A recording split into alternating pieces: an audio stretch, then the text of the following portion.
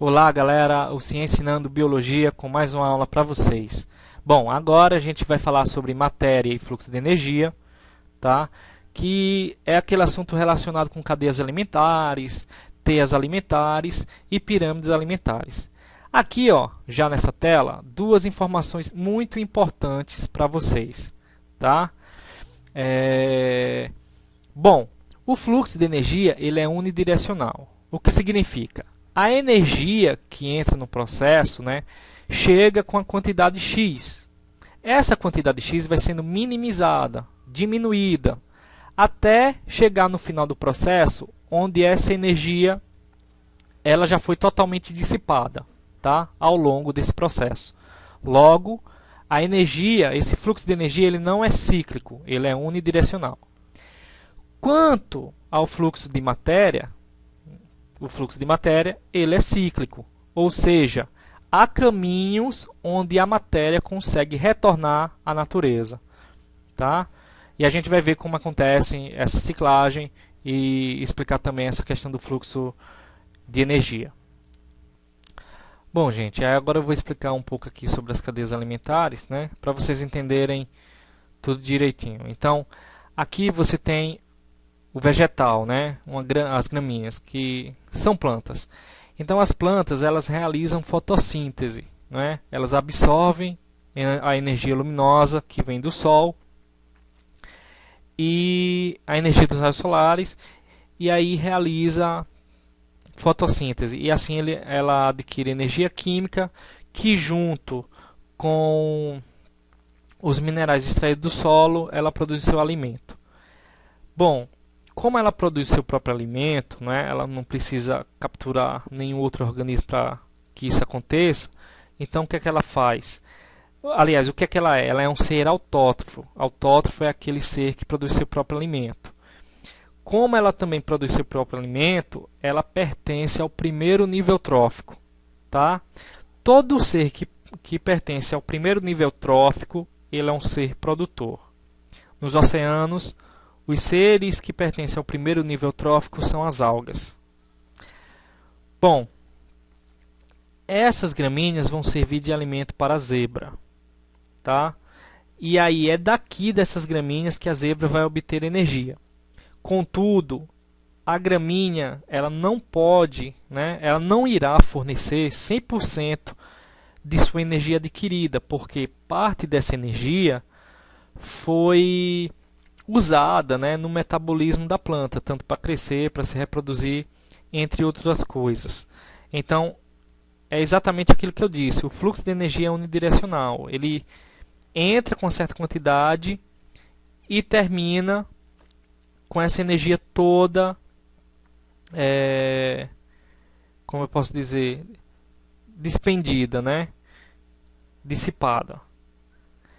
Bom, então a zebra ela consome a gramínea, pega uma pequena parte da energia, né, que sobrou depois de todo o metabolismo que a planta realizou, e aí ela consegue a energia necessária para o seu metabolismo. Bom, como ela não produz energia e se alimenta da planta, ela pertence ao segundo nível trófico, que é dos consumidores, tá? Como ela se alimenta diretamente da planta, ela é um consumidor de primeira ordem ou consumidor primário. E por não produzir seu próprio alimento, é um ser heterótrofo. Do mesmo jeito, grande parte da energia absorvida pela zebra, né, vai ser usada em seu metabolismo e dissipada na forma de calor, mas parte e pequena parte, na verdade, de energia vai servir, né, para o leão. Por quê? Porque o leão se alimenta da zebra. Ele obtém seu alimento capturando a zebra. Então, parte da energia da zebra vem para o leão. O leão, como ele não produz fotossíntese, ele não é capaz de realizar fotossíntese, ele não é um ser autótrofo. Ele é um ser heterótrofo. E como ele se alimenta de um consumidor de primeira ordem, então ele é um consumidor de segunda ordem. Aqui, né, você tem os seres decompositores. Então eles vão estar aqui durante toda a cadeia. Se essa erva aqui morrer, né, essa matéria morta, ela vai ser aproveitada pelos decompositores, né? Vai servir de alimento para os decompositores e vão retornar como matéria orgânica para o solo, que pode ser reaproveitada pela própria planta. A mesma coisa para a zebra, porque se ela morrer mesmo sem ser capturada, ou os restos, né, que sobraram após a refeição do leão, vai servir como alimento para os decompositores, e aí a matéria se torna cíclica devido aos seres decompositores, que é o terceiro nível trófico da nossa cadeia. Teia alimentar. A teia alimentar, ela, né, é o que se aproxima, na verdade, da realidade, porque a gente não tem nos ecossistemas uma cadeia linear, ou seja, direta do jeito que está aqui. A zebra só come a planta, esse tipo de planta, e o leão só se alimenta de zebra. Não, na verdade o leão se alimenta de diversos outros herbívoros, assim como a zebra aqui pode se alimentar de outras espécies de planta. Então, o cruzamento das cadeias, né, o relacionamento entre várias cadeias alimentares vai formar uma teia alimentar. Esse nome porque, ó, veja só, esse emaranhado aqui realmente, né, se assemelha a uma teia. Então, essa coisa do entrelaçado, né, lembra teia. Então, teia alimentar. Então, observem aqui, essa erva aqui, né, ou esse vegetal vai servir de alimento para o rato, que vai servir de alimento para a cobra, que por sua vez pode servir de alimento para a onça pintada. Acredite, algumas onças pintadas capturam cobra e se alimentam delas, inclusive sucuri. Se a gente for por esse caminho que eu tracei, né, e eu quero corrigir uma coisa, que tem um erro, que aqui deveria ter um gafanhoto nessa parte aqui, que era para o gafanhoto servir de alimento para o sapo, tá ok? Então me perdoem aí. Bom, se a gente seguir aquela lógica para saber os níveis tróficos, a planta é o primeiro nível trófico, é produtor. O rato, ele é o primeiro ser aqui, né, nessa ordem que eu estou seguindo, a se alimentar da planta. Então ele é um consumidor de primeira ordem. E a cobra, que se alimenta do consumidor de primeira ordem, é um consumidor de segunda ordem. E aqui a gente tem a onça, que caso ela se alimente da cobra, vai ser um consumidor de quarta ordem. Porém, se a gente for em outra direção aqui, ó, vocês têm o veado campeiro, que se alimenta do ser produtor. Então ele também, igual ao rato, é um consumidor de primeira ordem. Contudo, a onça anteriormente, né, seguindo essa cadeia aqui, ó, erva, rato, cobra e onça, era uma consumidora de quarta ordem. Aliás, perdão, uma consumidora de terceira ordem. Mas, se a gente segue vegetal, veado campeiro e onça, aí a onça agora vai ser um consumidor, né, de terceira ordem. Aliás, de segunda ordem, porque se alimenta do consumidor de primeira ordem. Espero que isso aqui tenha ficado bem claro.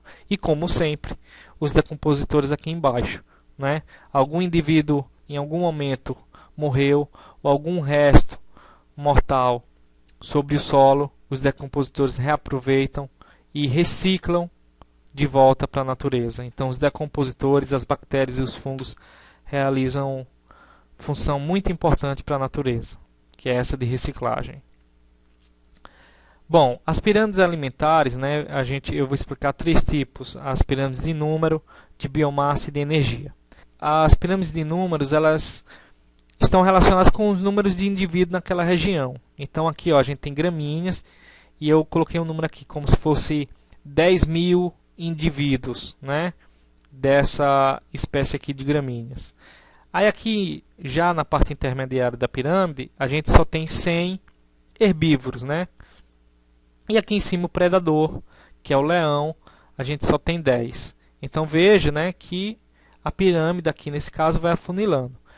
Mas a pirâmide de números também pode ser invertida, né? Se você pegar numa floresta, numa árvore, a árvore é um indivíduo. E se ela tiver cupim, se a madeira dela tiver cupim, obviamente você não vai ter um cupim ou menos de um cupim para uma árvore. Vai ser muito mais do que centenas de cupins. Então essa parte intermediária, né, vai ter mais indivíduos do que a base. Então aqui você tem um exemplo de pirâmide invertida. A pirâmide de biomassa, ela indica a quantidade de matéria orgânica, não é? E a unidade dela é gramas por metro quadrado, né? Gramas por área em metro quadrado. Então, aqui eu estou exemplificando, digamos que a gente tem soja, né? Digamos que aqui fosse soja ou um milharal, enfim. Você tem em um metro quadrado, né? Você tem 1000 gramas, ok? Essa é a biomassa de soja. Aqui, para os gafanhotos, a gente tem 100 gramas em um metro quadrado. E os sapos, a gente só vai ter, digamos, 10 gramas, né, por metro quadrado. Veja que aqui, né, o que mostra é que os vegetais, os seres autótrofos, possuem maior biomassa, geralmente maior biomassa, porque é eles que vão servir de alimento para os herbívoros, e esses herbívoros têm que ter maior biomassa para os carnívoros, porque é assim que funciona a oferta. Mas ela pode ser invertida. Se você for a um lago, né, os fitoplânctons são seres microscópicos, e eles fazem parte da base da cadeia alimentar desse lago. E lá você tem muitos peixes. E, obviamente, a biomassa dos peixes em comparação ao fitoplâncton é maior. Como o fitoplâncton, aliás, como os peixes eles vão estar ou na parte intermediária ou no ápice, e nesse caso a biomassa deles vai ser maior do que a dos produtores, né, que são os fitoplânctons. Então, nesse caso, você tem uma pirâmide de biomassa invertida. Tá? Lembrando, a pirâmide de números e a pirâmide de biomassa, elas podem ter suas versões invertidas. Na pirâmide de energia, não é? Ela diz, não é, a quantidade de energia existente, tá?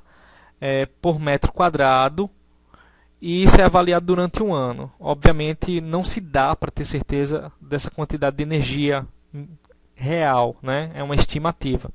Mas imaginemos, tá, que numa floresta a gente tenha por metro quadrado 20.000 quilocalorias por metro quadrado ao ano. Isso aqui, não é? Como a gente viu que o fluxo de energia ele é unidirecional e ao longo do processo vai perdendo energia, então a pirâmide de energia ela não pode ser invertida, porque a gente tem que ter mais energia aqui para que os consumidores de primeira ordem peguem parte da energia que sobrou, né? E aí, obviamente, a energia aqui vai ser menor, 300.000 quilocalorias por metro quadrado ao ano. E essa quantidade aqui tem que ser maior do que a do consumidor de segunda ordem, porque grande parte dessa energia vai ser dissipada, obedecendo inclusive aquilo que a gente viu no começo, que o fluxo de energia ele é unidirecional. Bom, gente, eu espero que vocês tenham entendido. Por hoje é só e até a próxima.